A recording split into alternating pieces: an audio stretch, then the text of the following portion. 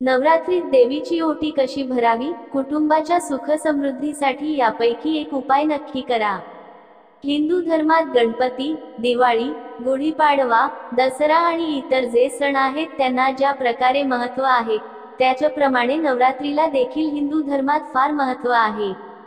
नवरात्रीचे 9 दिवस दुर्गा मातेची मनोभावी सेवा करून 9 दिवस तिच्या स्त्री शक्तीचा जागर केला जातो। तसेच नवरात्रीमध्ये देवीला एक स्त्री म्हणून तिच्या सेवेत कशाचीच कमी पडू देत नाही। तसेच नवरात्रीत दुर्गा माता ही एक स्त्री असल्यामुळे तिची सुवासिनींकडून ओटी भरली जाते। ही ओटी स्त्रिया भरतात असं म्हटलं जातं। हिंदू धर्मात स्त्रीची ओटी भरणे म्हणजे तिच्या मातृत्वाला आशीर्वाद देणे आणि तिच्यातल्या मातृत्वाचा सन्मान करणे, यासाठी देवीची ओटी देखील भरली जाते। तुम्ही सुद्धा देवीची ओटी भरणार असाल तर देवीची ओटी कशी भरावी आणि कुटुंबाच्या सुखसमृद्धीसाठी काही उपाय पुढील प्रमाणे जाणून घेऊया। ओटी भरताना सर्वात गरजेची गोष्ट असते ती साडी, नारळ आणि खण। देवीला ओटी भरण्यासाठी काळा किंवा निळा रंग वापरू नका, तर त्याऐवजी लाल, केशरी, पिवळा, हिरवा, जांभळा या प्रकारची शुभ रंगाची साडी निवडा। लाल, हिरवा आणि पिवळा रंग हा एका स्त्रीसाठी सौभाग्यवती रंग म्हणून जाणला जातो। त्यामुळे देवीची ओटी भरताना त्यात या रंगाची साडी निवडा। एका ताटात साडी ठेवा आणि त्यासोबत खण, नारळ, अखंड सुपारी तसेच हळद, कुंकू, हळकुंड, हिरव्या बांगड्या, हार, गजरा, तांदूळ, पानाचा विडा आणि खडी साखर देखील ठेवावी। ताटात नारळ ठेवताना नारळाचा शेंडा देवीच्या दिशेने असावा। पानाचा विडा ठेवताना एक गोष्ट लक्षात असावी, त्यात सुपारी आणि तंबाखू नसेल। इत्यादी वस्तूंनी देवीसाठी ओटी तयार होईल। त्यानंतर ती ओटी देवी समोर घेऊन जा आणि देवी समोर उभी राहून तिच्याकडून सुख समृद्धीचा आशीर्वाद मागा आणि तिची ओटी भरायला घ्या। ताटात असलेले सर्व साहित्य म्हणजेच ओटी देवीच्या चरणी अर्पण करा आणि त्यावर तांदूळ वाहा आणि देवीला प्रार्थना करा। 1. नवरात्रीत करा प्रभावी उपाय।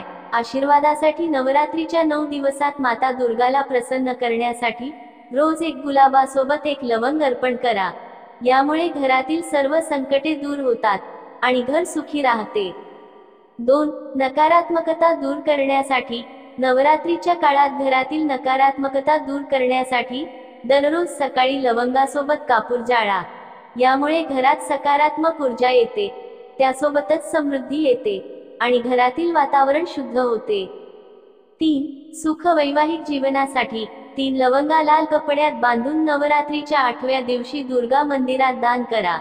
यामुळे पती पत्नीच्या नात्यात गोडवा येतो। यासोबतच अष्टमी तिथीला महागौरीला गुलाबाच्या पाकळ्यांसह लवंग अर्पण करा आणि ती परत आणा, तुमच्या बेडरूम मध्ये ठेवा। वैवाहिक जीवन आनंदी राहील। 4.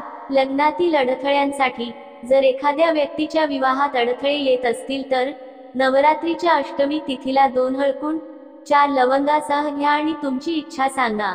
त्यानंतर दुर्गा मातेच्या मंदिरात अर्पण करा। यामुळे वैवाहिक जीवनात येणारे अडथळे दूर होतील।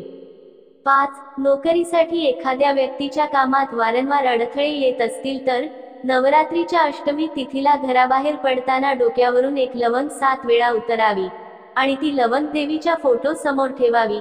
नोकरीचे योग जुळून येतात। 6. नवरात्रीमध्ये राहू केतूचा अशुभ प्रवाहापासून आराम मिळण्यासाठी दररोज शिवलिंगाला लवंगाची जोडी अर्पण करा। असे केल्याने तुमच्यावर भगवान शिवाची कृपा राहील आणि राहू केतूचा अशुभ प्रभाव कुंडलीतून दूर होईल। 7. नवरात्रीमध्ये दुर्गा मातेला प्रसन्न करण्यासाठी एका पिवळ्या कपड्यात 5 वेलची आणि 5 सुपारी सोबत एक लवंगाची जोडी ठेवा आणि दुर्गेला अर्पण करा। त्यानंतर दुसऱ्या दिवशी सकाळी आंघोळ करून हे साहित्य कपड्यांसह तिजोरीत ठेवा। असे केल्याने तुमच्या घरात सुख समृद्धी वाढेल आणि देवी दुर्गा प्रसन्न होऊन तुम्हाला आर्थिकदृष्ट्या संपन्न बनवेल। 8. नवरात्रात एक नारळ घ्या, त्याभोवती रक्षासूत्र बांधून कलशाच्या तोंडावर ठेवा किंवा देवीच्या चरणी अर्पण करा। नवरात्र संपल्यानंतर ते नारळ फोडा आणि प्रसाद म्हणून वाटा। नारळाचा प्रसाद घेतल्याने सर्व रोगव्याधी दूर होतील। 9. वाईट स्थिती टाळण्यासाठी नारळ उपाय। नवरात्रीच्या कोणत्याही रात्री एक नारळ घ्या। हे नारळ आपल्या हातात धरा आणि देवीच्या समोर बसा। त्यानंतर खाली दिलेल्या मंत्राचा 108 वेळा जप करा। शांती कर्मणी सर्वत्र दुःसु प्रदर्शने ग्रह पिदासो जोग्रासो महात्म्य श्रेणुया नवम. यानंतर ग्रहाच्या शांतीसाठी देवीची प्रार्थना करा. दुसऱ्या दिवशी सकाळी हे नारळ वाहत्या पाण्यात अर्पण करावे. 10. पुत्र प्राप्तीसाठी उपाय. नवरात्रीच्या कोणत्याही रात्री पती पत्नीने मिळून देवीला नारळ अर्पण करावा. नारळावर वृक्षासूत्र बांधून पिवळ्या कापडात ठेवून अर्पण करावे. त्यानंतर अपत्य प्राप्तीसाठी प्रार्थना करा. ते संपूर्ण नवरात्रीत देवीच्या समोर राहू द्या. नवरात्री नंतर ते बेडरूम मध्ये ठेवा. 11. तंत्रमंत्राचा प्रभाव दूर करण्यासाठी उपाय. कोरडे खोबरे घ्या. वरून झाकणासारखे थोडे कापून घ्या. त्यात साखर भरून झाकून ठेवा. नंतर हा नारळ झाडाखाली खणून दाबावा. सर्व प्रकारच्या नकारात्मक ऊर्जेपासून मुक्ती मिळेल. 12. समृद्धीसाठी उपाय. नारळाच्या फळाचा उपयोग प्रत्येक पूजेत सुख समृद्धीसाठी केला जातो. देवीची पूजा नारळाशिवाय पूर्ण होऊ शकत नाही. नवरात्रीच्या कोणत्याही रात्री ओले नारळ घ्या.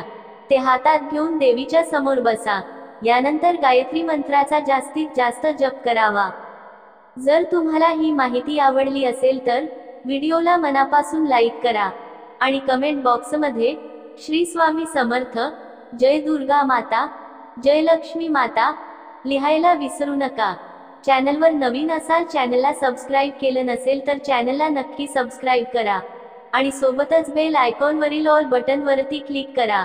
म्हणजेच असेच येणारे नवनवीन व्हिडिओज आणि नवीन माहिती तुम्हाला आमच्या या चॅनेलवर पाहायला मिळेल. व्हिडिओ पूर्ण पाहिल्याबद्दल मनापासून खूप खूप धन्यवाद.